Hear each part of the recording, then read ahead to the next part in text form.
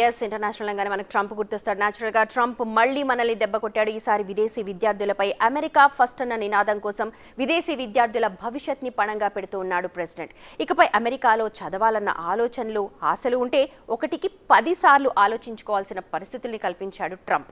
ఇప్పుడు యుఎస్లో చదువులంటే అంత ఆషామాషి వ్యవహారం కాదు. ట్రంప్ గవర్నమెంట్ రూల్స్ని దాటుకొని అక్కడికి వెళ్ళినా అక్కడున్న రూల్స్ ఫాలో అవుతూ చదవడం అంటే ఒక పెద్ద సవాల్. ఈ కొత్త ఆంక్షలు విదేశీ విద్యార్థులపై ఎలాంటి ఎఫెక్ట్ చూపుతాయి? ఇండియన్ స్టూడెంట్స్ అటు అమెరికాపై ఆశలు వదులుకోవాల్సిందేనా? చూద్దాం. అమెరికా అధ్యక్ష పగ్గాలు చేపట్టిన నాటి నుంచి సంచలన నిర్ణయాలు తీసుకుంటూ వస్తున్న ట్రంప్ ఈసారి విదేశీ విద్యార్థులపై పడ్డారు. అమెరికా యూనివర్సిటీల్లో చదువుకోవాలనుకునే స్టూడెంట్స్ పై కఠిన ఆంక్షల్ని అమల్లోకి తెస్తున్నారు. దాంతో ఇప్పటికే గందరగోళంలో ఉన్న విద్యార్థులకు మరో దిగులు పట్టుకుంది. అదే social media screening and vetting. విదేశీ విద్యార్థుల సోషల్ మీడియా ఖాతాల తనిఖీపై అగ్రరాజ్యం ఫుల్ ఫోకస్ పెట్టింది. ఈ క్రమంలో ప్రపంచ వ్యాప్తంగా ఉన్న అమెరికా ఎంబసీల్లో స్టూడెంట్ వీసా ఇంటర్వ్యూలను నిలిపివేయాలని అమెరికా విదేశాంగ మంత్రి మార్కో రూబియో ఆదేశించారు. తదుపరి మార్గదర్శకాలు వచ్చేంత వరకు కొత్తగా స్టూడెంట్ వీసా కోసం దరఖాస్తు చేసుకునే వారి ఇంటర్వ్యూల షెడ్యూలింగ్ ని అమెరికా నిలిపివేసింది. ఇప్పటికే షెడ్యూల్ అయిన వారి వీసా ఇంటర్వ్యూలు మాత్రం యథావిధిగా జరుగుతాయి. ప్రధానంగా అమెరికా జాతీయ భద్రతకు విదేశీ విద్యార్థులు భంగం కలిగిస్తున్నారని, వివిధ రకాల ఆందోళనల్లో పాల్గొనేందుకు తమ దేశానికొస్తున్నారని ట్రంప్ సర్కార్ ఆరోపిస్తోంది. దాంతో విదేశీ స్టూడెంట్ల సోషల్ మీడియా ప్రొఫైల్స్ ని పరిశీలిస్తోంది అమెరికా ప్రభుత్వం. ఏదైనా జాతీయ భద్రత ముప్పుగా భావించే కాంటెంట్ పోస్టు చేసి ఉంటే వీసా రద్దయ్యే అవకాశం ఉంది.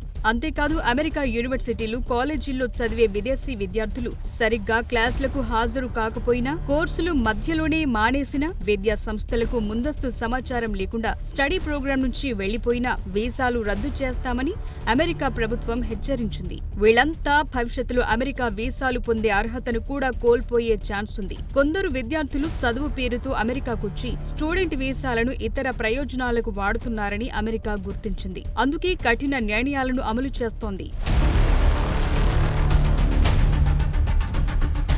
తాజా పరిణామాలు విదేశీ విద్యార్థులకు, ముఖ్యంగా భారత్ నుంచి వెళ్లి అమెరికాలో చదువుకోవాలని ఆశిస్తోన్న స్టూడెంట్స్ కు ఆందోళన కలిగిస్తున్నాయి. ఈ నిబంధనల వల్ల వీసా ప్రాసెసింగ్ ఆలస్యమై విద్యార్థుల అడ్మిషన్లు ప్రభావితమయ్యే అవకాశం ఉంది. అయితే ట్రంప్ ప్రభుత్వం విదేశీ విద్యార్థులపై ఇంత కఠినంగా వ్యవహరించడానికి అనేక కారణాలున్నాయి. ట్రంప్ పాలనలో అమెరికా ఫస్ట్ అనే నినాదం బలంగా ఉంది. ఇందులో భాగంగా జాతీయ భద్రతకు ముప్పుగా భావించే ఏ అంశాన్నైనా తీవ్రంగా పరిగణిస్తున్నారు. విదేశీ విద్యార్థులు తమ వీసాలను దుర్వినియోగం చేస్తున్నారని, కొందరు స్టూడెంట్స్ గూఢచర్య కార్యకలాపాల్లోనూ పాల్గొంటున్నారని అమెరికా భావిస్తోంది. అంతేకాదు యూనివర్సిటీల్లో జరుగుతోన్న నిరసనల్లో పాల్గొని శాంతి భద్రతలకు భంగం కలిగిస్తున్నారని ఆరోపణలున్నాయి. ముఖ్యంగా పాలస్తీనా అనుకూల నిరసనలు, సెమిటిజం వ్యతిరేకత లాంటి అంశాలపై యూనివర్సిటీలు సరైన చర్యలు తీసుకోవట్లేదని ఆరోపిస్తున్నారు ట్రంప్.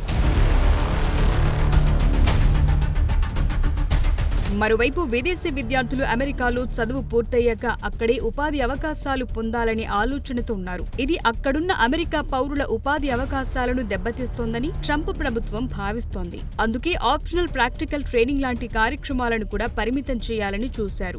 ట్రంప్ తన పాలనలో వలస విధానాలను కఠినతరం చేయాలనే ప్రధాన ఎజెండాను అమలు చేస్తున్నారు. ఇందులో విదేశీ విద్యార్థుల నియంత్రణ కూడా ఓ అంశంగా కనిపిస్తోంది. 2023 డేటా ప్రకారం అమెరికాలోని అన్ని కాలేజీల్లో కలిపి 8,38,953 మంది విదేశీ విద్యార్థులున్నారు. వీళ్లలో 3,31,000 మందికి పైనే భారతీయ విద్యార్థులున్నారు. హార్వర్డ్ యూనివర్సిటీలో 7,000 మందికి పైగా విదేశీ విద్యార్థులుంటే అందులో భారతీయ స్టూడెంట్స్ 788 మంది ఉన్నారు. ట్రంప్ ప్రభుత్వానికి విదేశీ విద్యార్థుల లిస్ట్ ఇచ్చేందుకు హార్వర్డ్ యూనివర్సిటీ ఒప్పుకోలేదు. దాంతో హార్వర్డ్ కు ప్రభుత్వం నుంచి అందాల్సిన $3 బిలియన్ అడ్డుకునే అంశాన్ని పరిశీలిస్తున్నట్టు తెలిపారు ప్రెసిడెంట్ ట్రంప్. ఈ నిధుల్ని అమెరికాలోని ట్రేడ్ స్కూళ్లకు బదిలీ చేయాలని భావిస్తున్నట్లు చెప్పారు. హార్వర్డ్ పై తమ ప్రభుత్వం విజయం సాధిస్తుందన్నారు. మరి ట్రంప్ నిర్ణయాలపై అక్కడి ప్రజలు ఏమనుకుంటున్నారు చెప్పడానికి అమెరికా నుంచి మనతో యష్ బొద్దులూరి జాయిన్ అవుతున్నారు. హలో అండి, good morning for you. Good morning madam, బాగున్నారా? యా ఫైన్ అండి. యష్ గారు, ఇప్పుడు ట్రంప్ తీసుకున్న నిర్ణయం ఎలా చూస్తారు మీరు? అంటే యాజ్ ఎన్ఆర్ఐ కాకుండా కరెక్ట్ డెసిషన్ అంటారా, కాదంటారా? అంటే ఇప్పుడు ట్రంప్ చేస్తున్న నిర్ణయాలు కూడా చాలా క్యాటిక్ గా ఉన్నాయండి అమెరికాలో. అది స్టూడెంట్ విషయాల్లో మరీ ఎక్కువ క్యాటిక్ గా ఉంది. ట్రంప్ గారు వచ్చిన తర్వాత స్టూడెంట్స్ మీద ఉక్కుపాదం మోపడం అనేది జరుగుతుంది కూడా. ఓకే. రెండు విషయాలుగా ఎక్కడ స్టార్ట్ అయిందంటేనండి, ఇక్కడ ముందుగా స్టూడెంట్స్ ఎవరైతే ఇక్కడికి వచ్చి ఇల్లీగల్ జాబ్స్ చేస్తున్నారో వాళ్ళని వెనక్కి తిప్పి పంపించే ప్రయత్నము, స్టూడెంట్స్ ఎవరి మీద అయితే క్రిమినల్ రికార్డ్స్ ఉన్నాయి, డియూఐస్ ఉన్నాయి, షాప్ థెఫ్టింగ్స్ ఉన్నాయో అలాంటి వాళ్ళని వెనక్కి పంపించే ప్రయత్నంతో మొదలుపెట్టిన అంశం ఇది. ఓకే. ఇప్పుడు హార్వర్డ్ యూనివర్సిటీలో, అంటే top notch university, Harvard university అనేది one of the top notch branded university. అది ఓకే. అలాంటి యూనివర్సిటీలో ఉన్న విద్యార్థులు సెమీస్ క్యాన్సిల్ చేసి వాళ్ళని కూడా తిప్పి వెనక్కి హార్వర్డ్ కి పంపించడం. సంబంధించి కూడా అదే మీమ్స్ విధంగా వచ్చాయి, వాళ్ళ కొడుకు అక్కడ అడ్మిషన్ రాలేదు కాబట్టి ఇలాంటి కక్షపూరితంగా వ్యవహరిస్తున్నాడని. అది మనకి ఇంకా రూల్ అవుట్ ఇంకా ప్రూవన్ కాదనుకోండి. బట్ ఈవెన్ దో అసలు ఇప్పుడు తీసుకుంటే నిర్ణయాలు నిజం ముఖ్యంగా అంటే చాలా మంది ఇండియన్స్ కి ఒక పెద్ద కళ అమెరికా వెళ్ళి చదవడం, అక్కడ ఉండడం అన్నది. సో ఇప్పుడు వాటన్నిటి మీద పెద్ద బ్యాన్ పడ్డట్టేనా? అంటే డెఫినెట్ గా బ్యాన్ అని ఏమి ఉండదండి. హార్వర్డ్ యూనివర్సిటీ ఖచ్చితంగా కోర్టుకు వెళ్తుంది ఈ విషయం మీద. హార్వర్డ్ యూనివర్సిటీ అనే కాదు, అమెరికాలో ఉన్న పెద్ద దిగ్గజ యూనివర్సిటీస్ అన్ని కూడా కోర్టుకు వెళ్తాయి. ఈ ప్రాసెస్ ఏదైతే ఉందో అది ఖచ్చితంగా ఆ యూనివర్సిటీస్ కి దెబ్బ తగిలేటట్టుగా ఉంది. ఖచ్చితంగా కోర్టు వాళ్ళకి ఫేవర్ గా వస్తుందని నేను బలంగా నమ్ముతున్నాను. ఎందుకంటే ట్రంప్ తీసుకుంటున్న చర్యలు దేశ భద్రతకి అని చెప్తున్నారు. అది ఖచ్చితంగా ఏ దేశమైనా సరే ఆ దేశ భద్రతకు సంబంధించిన అంశాల పట్ల ఖచ్చితంగా కఠినమైన చర్యలు తీసుకోవాల్సిందే. ఓకే. కానీ ఇక్కడ స్టూడెంట్స్, ఇండియన్ స్టూడెంట్స్ ని పక్కకు పెట్టండి, వేరే ఇతర దేశాల నుంచి వస్తున్నారు, చాలా మంది వేరే వేరే దేశాల నుంచి వస్తున్నారు. ఇప్పుడు ఓకే. వాళ్ళు ఇక్కడ స్టూడెంట్స్ ఇక్కడికి వచ్చి ఇక్కడ చాలా ధర్నాలు కానివ్వండి, ఇల్లీగల్ యాక్టివిటీస్ కానీ పాల్పడుతున్నారు.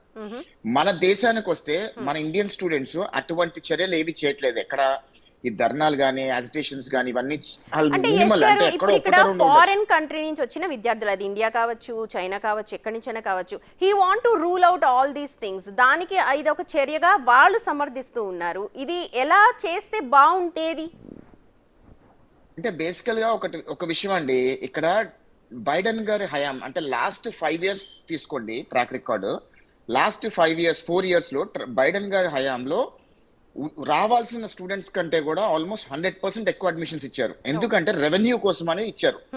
అక్కడ నుంచి మొదలైన ఇదంతా కూడా ఇష్టం వచ్చిన, అంటే 10 years బ్యాక్ వాళ్ళు చదువుకోవడం అయిపోయిన తర్వాత మాస్టర్స్ పెట్టుకొని రావటము, విచ్చలవిడిగా వీసాలు ఇచ్చేయటము గత అడ్మినిస్ట్రేషన్ లో జరగడం జరిగింది.